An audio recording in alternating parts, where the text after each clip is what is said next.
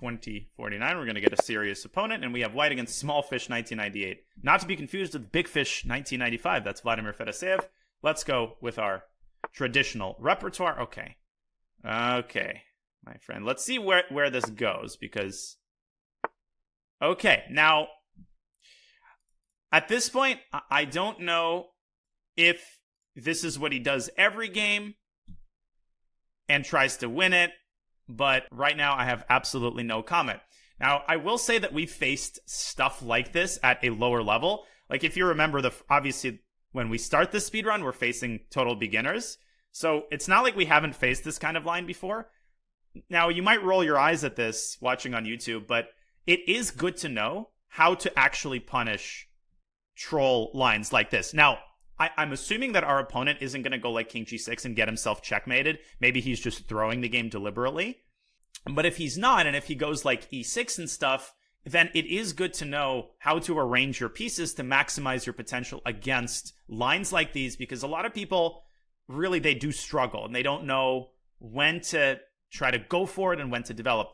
The general rule of thumb that I like to go by is you can't get anything done unless you develop your pieces. So there might be a temptation here to go Queen H5 check, or even Bishop C4 check, and I don't love either of these moves, because Queen H5 runs into G6, and we haven't achieved anything. Bishop C4 runs into E6, which is a move that black wants to play anyway. So I would start with what I always call the most flexible developing move. What is a move that you know is not going to hurt you? Some of you may be thinking C4 to grab more of the center. That's a legitimate move, but I like knight c3. Start with the queenside development. Okay, and e6 is pre-moved. I could have also played d5, by the way. Would have been an anti-pre move. Now, we have to decide where to develop this bishop. And c4 is a pretty good square. I actually think, given what our opponent just did, c4, I'm starting to change my mind on bishop c4. Because the idea that I'm starting to pick up on is to follow up with the d5 and blast open the center. And that, of course, is the general rule for playing against troll openings, is you develop your pieces, you blast open the center, and then you go for checkmate. That's kind of the formula. If you wanted to play this more solidly, we could play bishop d3. Even bishop b2 is fine, but I think we should try to maximize our potential in this position and go bishop c4. Importantly, d5 is impossible because we have 3 defenders on that square, and we're already loading up a move like d5.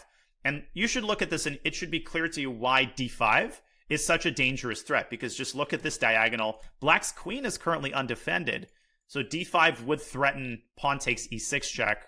Obviously, d takes e6 blunders the queen. If black plays knight c6 and tries to defend the queen, then d5 comes with tempo and chases the knight away from c6. So it's actually not so easy for black to defend this queen. So very simple. We develop 2 pieces. We're holding off on the development of our other pieces.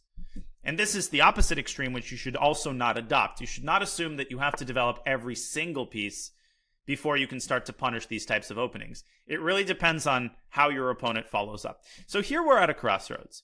We could play d5. I think bishop b4 is the best move.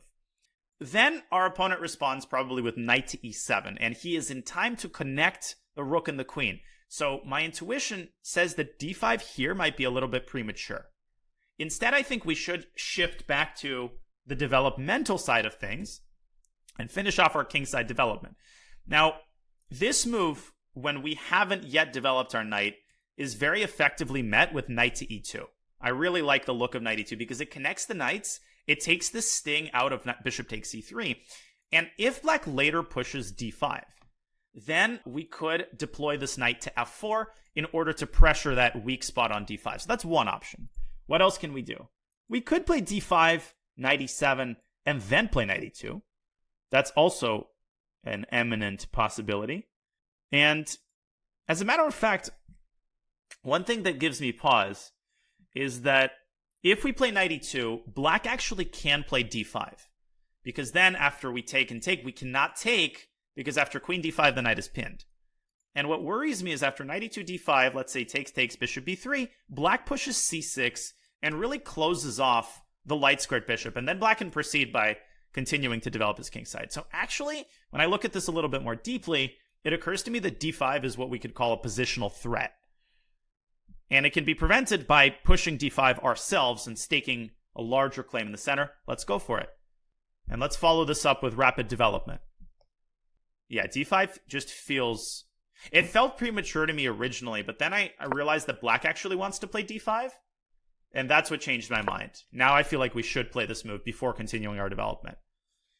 Now what you're seeing is that it is actually is not easy for a human to punish this type of opening. Like, I'm really not sure if I'm playing this well. I think I'm obviously playing this decently. We're still much better. But when you check these types of lines with the computer always gives these crazy setups, and it's almost impossible to play positions like this totally accurately. So what you need to do is say, okay, I'm probably not going to win the game out of the opening, but my goal is to get a solid middle game advantage. And don't excoriate yourself for not winning in 5 moves. This is like the biggest thing, where you face an opening like this and you just assume that it has to be winning in 6 moves. And that's not actually the case. It is harder to punish these openings than it seems. They don't lose by force. They're terrible. But the evaluation could be +2. It's not +6. Okay. So now we should decide where we develop this knight. And as I've already said, I really like the look of knight e2. Why do I like the look of knight e2? Well, there's many reasons. One of which I have already underscored, which is that it connects the knights. Bishop takes c3 no longer ruins our pawn structure. That's a nice little bonus. What else? Well, I've also pointed out that the knight can jump out to f4. Why is that a good idea? Because the e6 pawn is a big soft spot. Why is it a big soft spot? Because we're pressuring it. Why are we pressuring it? Because we're trying to make it push. And if black pushes, of course, d6 is a discovery. And it's hard for black to remedy this issue, because if black tries to go d6, then of course we take on e6, and that's terrible. In fact, we could even consider knight f4 here to try to discourage king g8. Okay, but I don't think we should hurry with that. I think we should play castles, still keeping an eye on the move e5. The last thing we want to... the thing we do not want to allow at any cost is for black to play e5 and d6, because then when the center closes up, the value of each individual tempo diminishes greatly. This is a well-known rule where when the center is closed and gummed up by pawns, you often can afford to move the same piece like 5 times because there's no head-to-head contact between the pieces most of the time, which is why we need to keep the center at least partially open, and we need to maintain the pressure on e6 to prevent black, A, from playing d6, and B, we need to make sure that we have something planned against e5. Now, king g8 is the obvious move here, completing the castle by hand. What is giving our opponent reservations is the fact that we can win a pawn. We can play de, and then we can jump out to f4 with a knight. And I think we're able to win a very important pawn. Alternatively, it might be smarter to start with knight f4. I think it is smarter to start with knight f4. Yeah, I mean, there we've got an amazing position. Really, both options are good. But I like starting with knight f4 because it keeps the queens on the board for the time being. Now, after knight f4, black can play bishop takes c3. And there we can... oh my gosh, d takes c6, there's d5. That's a cool line I'll show after the game. Let me try to evaluate something, just a moment. One of the hardest things is choosing between 2 lines that both look equally amazing. There is some calculation I have to do here, so just give me a moment. There's sort of the Russian schoolboy method here, and then there's the, like, I want to go for the kill method. My inclination is to adopt the Russian schoolboy method. On the other hand, man, that other line also looks... This is going to be a very instructive analysis, because I actually am struggling to compare these things. Yeah, so let's go DE first. I will explain after the game exactly what my reservation was about knight f4. There are some sexy tactics there, and some lines that come out of nowhere. So maybe knight f4 was the better move, but this just seems so juicy to me. I mean, look at the pressure that we have on e6. Now, if black trades queens, then we get a rook to an open file. It's not ideal to trade queens, but if we can win the e6 pawn... okay, so our opponent doesn't even put up a fight here. He just gives up e6, which is sort of the first step. Now we actually win material. Now, how do we want to do this? So I would take a couple of seconds, right, to make sure that you're not just automatically grabbing the pawn, because the pawn on e6 isn't really going anywhere. We could consider a move like queen to g4, but queen to g4 walks into knight e5, which I think is a little bit annoying. Now, bishop takes e6 could appeal to you because you might be like, oh, bishop e6, knight e6 is a fork. But remember, black can take on d1 on demand. And after rook takes d1, we are in that position attacking the rook and the pawn on c7. So that's a great option. The other great option is to play knight takes e6 and essentially secure the bishop pair. And as a bonus, it actually keeps the queens on the board. Because if after knight e6, black plays queen takes d1, then we can first take the rook. That is a discovered check. Then pick up the queen with an extra exchange. I think both options are fantastic here. This is largely a matter of taste. Again, the Russian schoolboy method is bishop takes c6. But, this is the Naroditsky school. So we're going to go knight takes c6. Okay, bishop takes c6. We're going to go bishop e6. Now we have an interesting situation where, again, our options are litany in number. We can do like 5 or 6 different things, but there is a move which really, really catches my eye because A, it prevents a queen trade. B, it really loads up the pressure in the center. Yeah, knight d5, this is just such a natural move because it solves so many of our problems at once.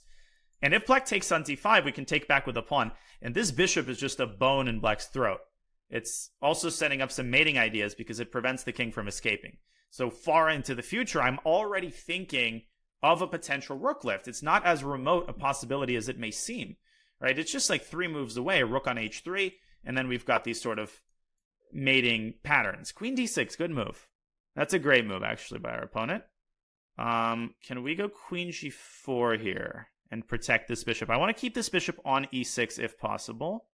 Yeah, bishop f4 blunders the bishop. Don't forget, the bishop is hanging. Now, we could play knight takes bishop, but then black can eliminate our bishop.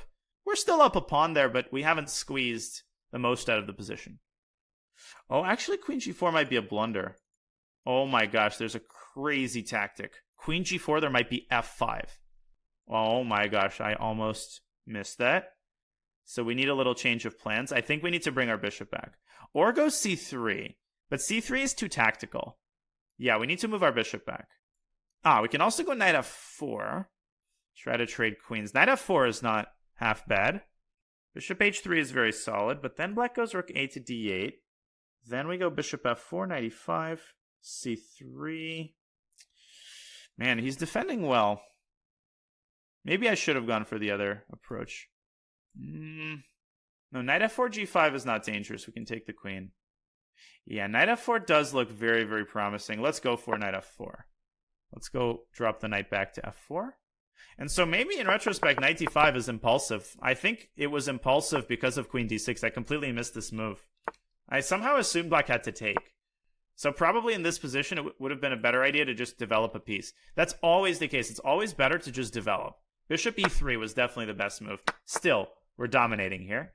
Okay, I like the fact that black trades queens because he gives us the d-file. We don't want to give away the d-file, which narrows our options down to 1. Obviously, we want to bring our bishop out, completing our development, and connecting the rooks. This is just an automatic move. This should be just habit for you, right? You have the battle over a single open file, so generally don't want to give it up. And so we develop and connect the rooks.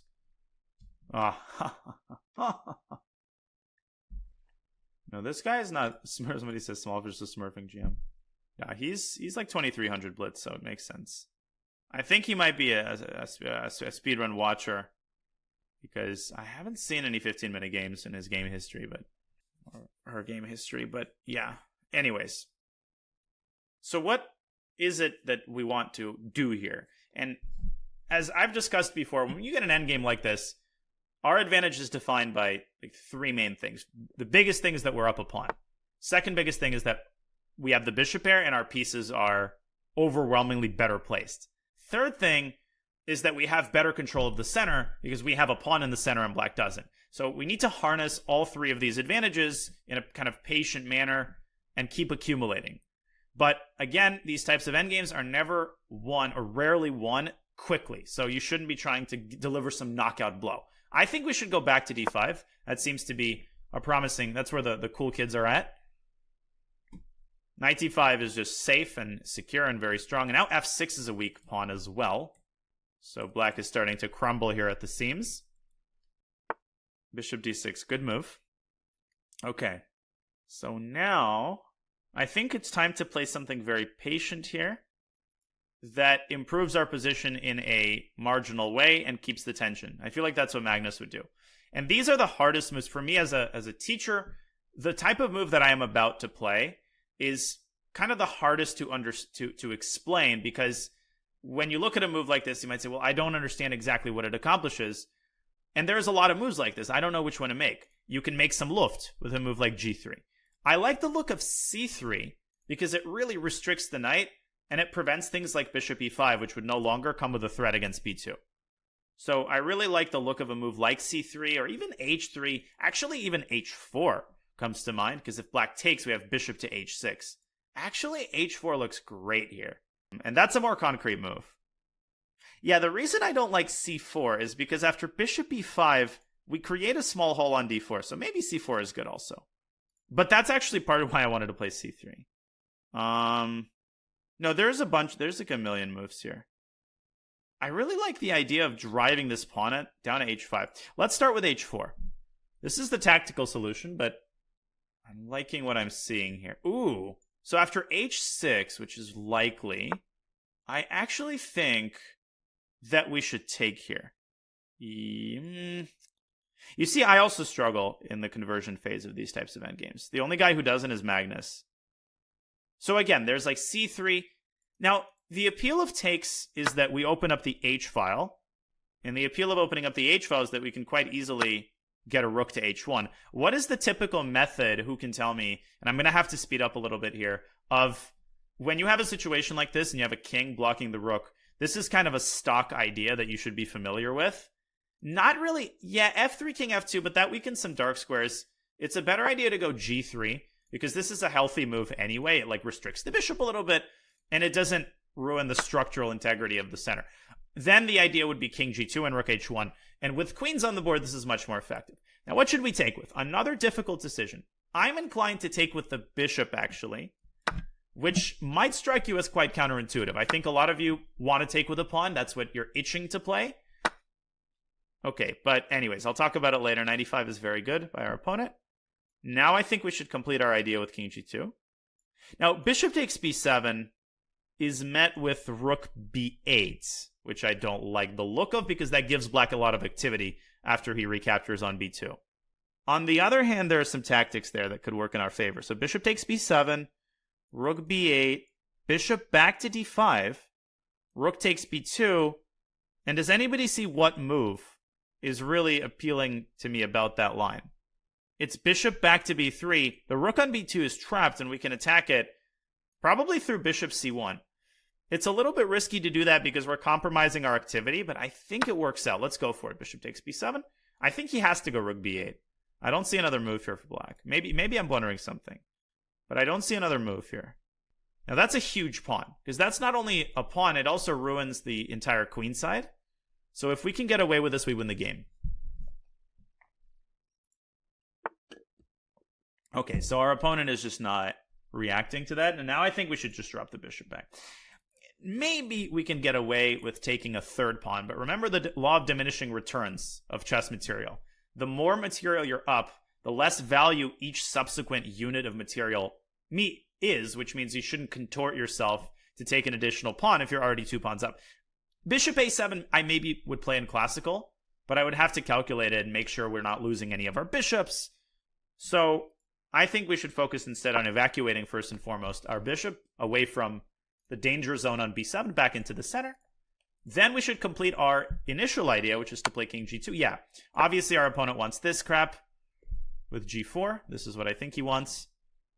But it doesn't threaten anything. Right? Very important not to fear ghosts, because even if black had rook h8 in, we could just meet it with rook h1. But let's beat black to the punch and go rook h1 ourselves in order to try to initiate a trade of all of the rooks, which would bring us one step closer to victory. Also, at this point, we can already take a7. Essentially, at our convenience. We could take it now. The one reservation I have about bishop takes a7 is a move like c5, which locks the bishop out a little bit. But in that position, we could already start pushing the pawn. So this is a matter of taste. We could play rook h8, and rook h1. Alternatively, we could play bishop takes a7 here and win the third pawn and basically win the game. Yeah, I don't see a reason not to. Let's take another pawn. Now you might say, well, didn't you just say law of diminishing returns? Yes, but that doesn't mean you don't take stuff that's completely free, right? If it just hangs and you can take it, then take it. Especially because this actually is the first move, which creates a pass pawn. Notice that we still don't have a passer here, so our 2 extra pawns aren't quite as felt. Once we take a7, that's it. We get a pass pawn and we can push it. It's a nice one. c6. Our opponent trying to go for some activity here. Bishop takes c6. I don't even understand what he wants, to be honest. After bishop c6. I also like bishop e6, which might be even better. Yeah, I like bishop e6. Because then we're trying to disarm this mechanism, which is black's last source of activity. Right? The last source of annoyance is the placement of this knight on f3. And at this point, we have eaten our fill. And I think we should actually stick the bishop on e6 and try to disarm the source of this mechanism, which is the undefended pawn on g4. Then our general strategy is just to start pushing the a pawn when we get a chance, keeping an eye on the possibility of trading rooks, which our opponent is doing for us. Absolutely. Now notice that this does not attack a2. I saw that.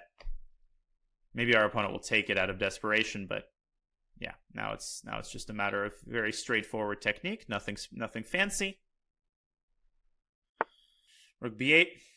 Nice trickery by our opponent. After bishop takes g4, he wants to drop the knight back to e5. And then, but we can revert to our old. Oh, this is actually really pretty. Yeah, let's do it. Let's take 4 pawns up. And look at what I'm about to do. So he wants knight e5. That's an ingenious defensive idea. We go back to e6. And we borrow an older idea of trapping the rook with bishop e6 back to b3, which is an idea that you should absolutely be familiar with, where, like, the bishop guards 2 pawns, you have a rook that guards the first rank, and then there's another piece, such as the king, to deliver the crushing blow. And we have a very pretty tactic here that wins the game. This is really pretty. Does anybody see a way to actually get to this rook? Because you might say, oh, well, bishop d4 isn't a move anymore. What about bishop c1? Bishop c1 doesn't seem to work because of rook b1. But then the rooks are aligned. The king is on a dark square. And this is why I didn't give this check at an earlier point, right? Because I noticed that the king was on a dark square. You have to keep those types of moves in your pocket. It's all very easy. We're up 3 pawns. Like, it's all very pedantic, but it's still quite a nice way to end the game. And this is how you punish these types of openings. It took us the length of a regular game, right? It wasn't 5 moves, it wasn't 10 moves, but we got that early advantage. We kept accumulating it, and black really never got out of the gates. Our opponent is provisional, so I think his real strength is closer to 1800 or 1900, but definitely not lower than that. Our opponent found some good moves. Let's take a look. So, in your experience playing, you are going to face a bunch of these troll openings, right? And they've gotten more popular. It's a Bongcloud. What else is there? Like f3, king f2, which we faced. Some people play like f5. This is, I think, called the Fred. I think this is the Fred. Or is the Fred? No, the Fred actually is f6, maybe. It's also called the Barnes defense, because I know Barnes played this against Morphy. I'm not a big specialist in names. Now, f5 actually is not as bad of a move as you might think it is. This move I've struggled to refute. The point is, it's almost like a reverse King's Gambit of sorts, where black tries to control the center with d5. Obviously here, queen h5 is a huge threat, so black usually follows up with knight f6. As far as I remember, the best thing to do in this position is to go d4. I don't know what the main line is. Main line in quotes. It's probably like d5, and you kind of cling to the pawn with bishop d3. And even if you give the pawn away at a later point, you have this e5 square as a big outpost. I think black is supposed to go e6. Takes, and black gambits the pawn for some development.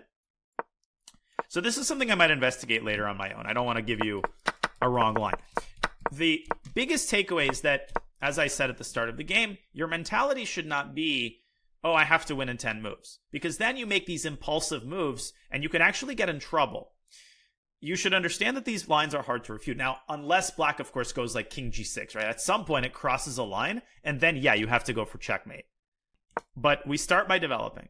Yeah, like if black had gone king g6, The funny thing is, this is still like +2.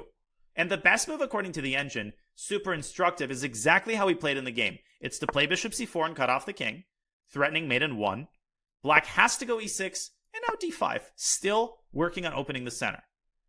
Black is almost busto here, because if black plays e5, who can spot, based on the patterns that we've already outlined, what is the best move here for white? Very easy, but very pretty. You should pause if you're watching on YouTube and figure this out.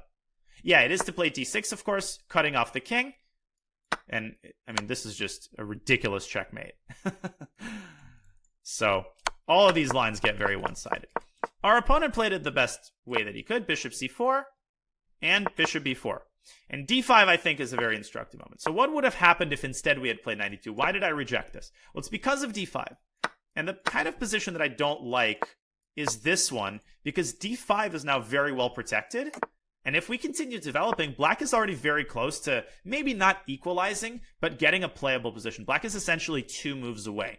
Black just has to complete the castle by hand. Well, the top engine move here is knight to e4, which is ridiculous. I would play knight f4. Yeah, but rook e8.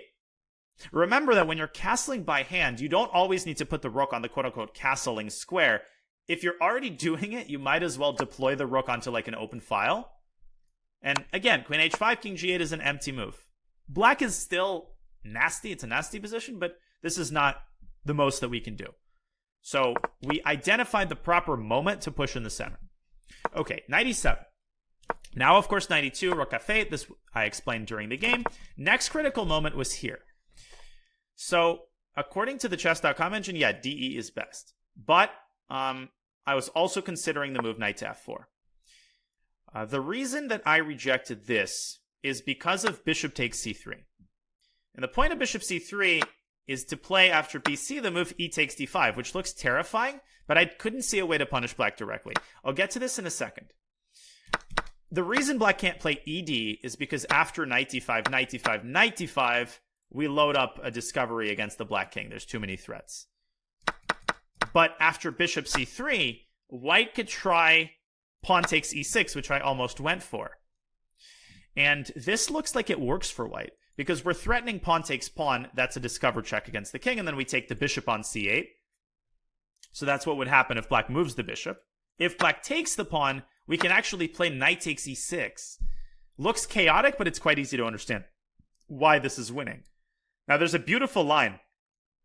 If black plays queen takes d1, here's an interesting question for you. Should white play knight takes f8, or should white play rook takes d1 and keep the tension? What's the more accurate conversion here? Think about it. Try to calculate. No, knight takes c7 is an option, but that's not one of the options I'm giving you. Between these two moves, which one is best? Rook d1 and knight f8.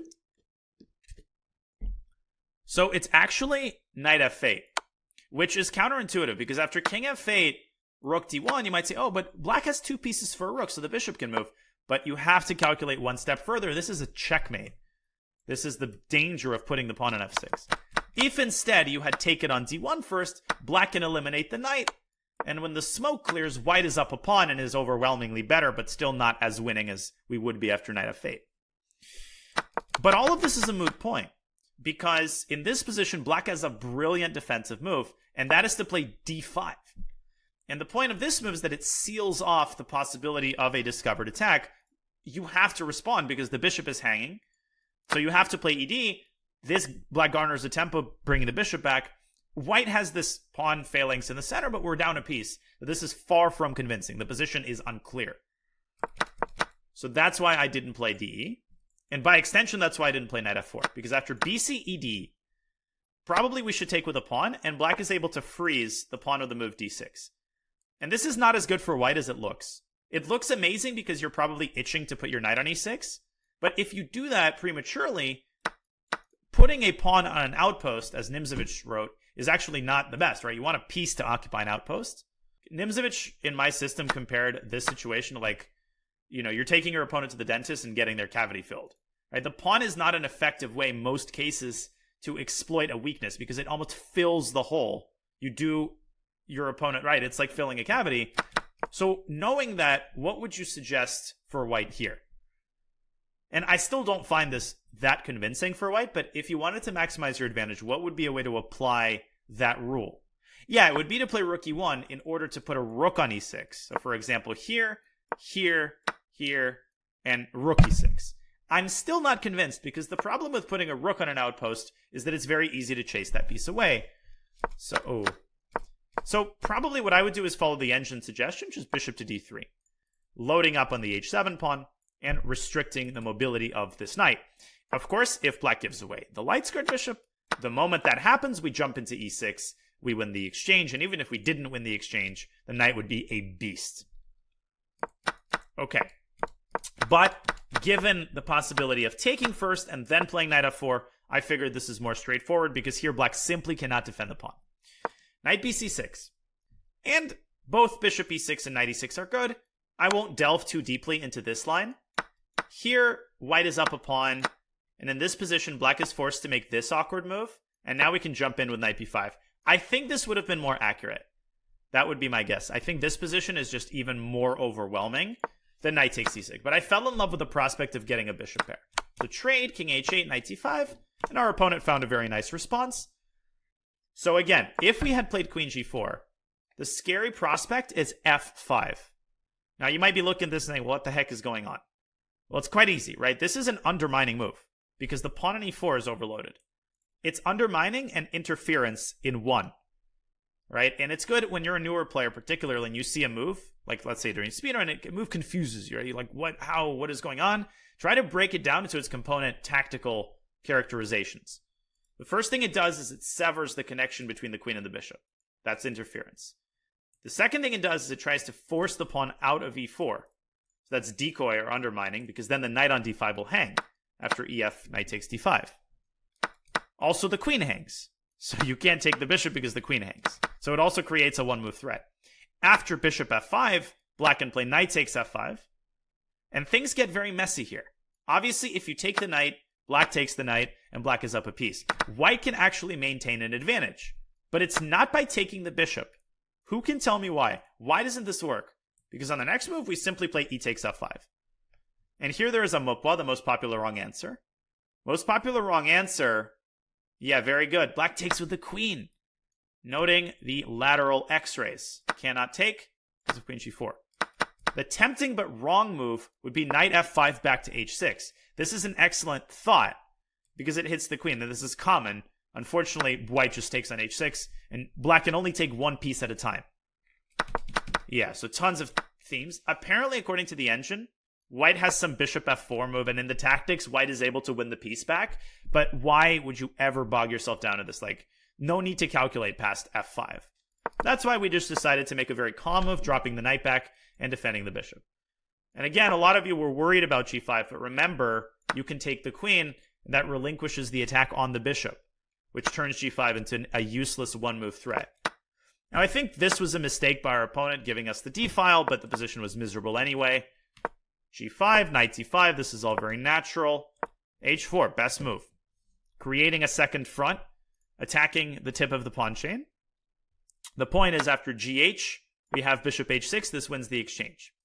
And this, by the way, is a very good tactical, how should I put it, tactical pattern to be aware of. A situation where you're attacking your opponent's rook on the 8th rank with your bishops. And it's a lot more common than you might think. I actually won a game against a strong IM good friend of mine, Casa Corley, using a technique like this that's super easy to miss. Let me see if I can dig up the game, or at least the start of the game. Yes, I can.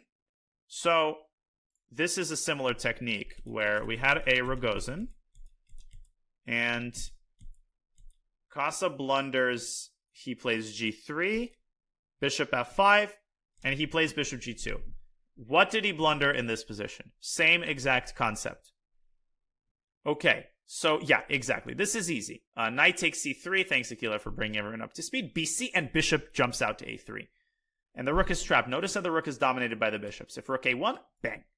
Casa was forced to give up the exchange. I took it, and I defended everything with knight to a5, and I ended up winning the game. So simple, but hopefully this is another feather in your cap. And you can see that it works the same way here, where after rook e8, We have bishop f7, but even better is to play knight takes f6, using 3 minor pieces to cover up the rook squares. There's plenty of games like this. So that's how h4 works tactically.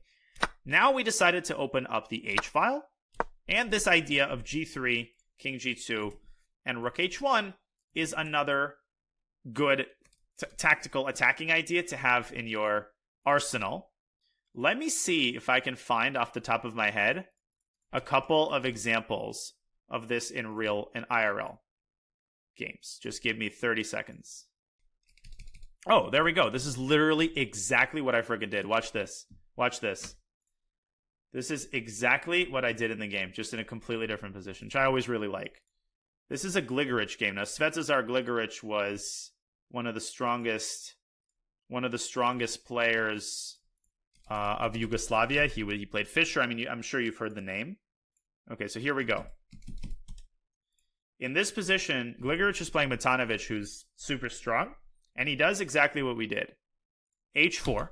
So first he starts by challenging the weak pawn on g5. Black does some crap. Gligorich brings his queen up. Then he takes on g5. The problem is if black plays fg, then this pawn on e5 becomes a big weakness. So Matanovic plays hg, and now you should already understand g3, king g2, and rook h1. And by getting the rooks off the board, Gligorich is able to ensure a winning endgame. And now he plays a beautiful idea. Absolutely beautiful geometry now. Now, what you should be itching to do is get the queen to h1. But there is a lovely way to do that without first bringing it back to e1. King g1. And he opens up a pathway. Now the queen threatens to jump into h7, so black has to block it with his bishop, trade, and the queen infiltrates to h8. And it's a winning queen endgame because of this pawn being an absolute monster. So Gligorich just gets into a winning pawn endgame, and black resigns black resigned after f4. What is the winning move here for white? Who can tell me? Like, what is actually the winning move here for white in this position?